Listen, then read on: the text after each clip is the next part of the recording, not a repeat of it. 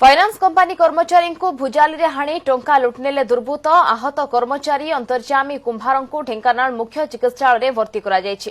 टंका आदाय सारी फेरिबा बेले ढेंकानाल सदर थाना अंतर्गत गुरुजांग निकटरे दुई जण दुर्बृत्त एक पल्सर रे अंतर्जामी पिछा करथिले। प्रथमे गोईठा मारी तांकु तळे पकाई देवा परे भुजाली रे छाती को आक्रमण करी टंका लुटि नेथिले। अंतर्जामी को सहायता करबा को आसिथिबा लोकन को बंदूक देखाई भयभीत करी खसी पळाइथिले दुर्बृत्त। सदर थाना पुलिस घटनास्थल में पहुंची तदंत आरंभ करिछि। मु कलेक्शन सारिकी फेरुଥିଲି से पछरे मते फॉलो करके दौड़ेले आउे मते गोठा मारिदेले मो गाड़ी को मारिदेवा पर मु तले खसी गली। तापर मो पॉकेट रे जो पैसा थिला ने भुजाली मारिक नहीं गले। मो चाबी नहीं कि डिकी खोलला बेला गाँ लोक तापर पाटी तुंड शुणिकी गाँ लोक आसिले।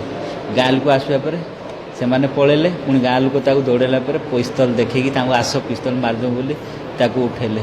से माने आ किछि कर पारलेनी। से कोन पैसा कलेक्शन कर जाइथिले तो फेरलाळू के तो दुर्बोध कोन ताकू अटैक करछंत। ते सुनला हमर चालीछि ओके इनक्वायरी चालीछि। तांको कय अनुसार 2 जण थिले से कोन खंडारे छुटना खंडारे कोन मारछंती। बस चालीछि अभी तो इनक्वायरी चालीछि जना पड़।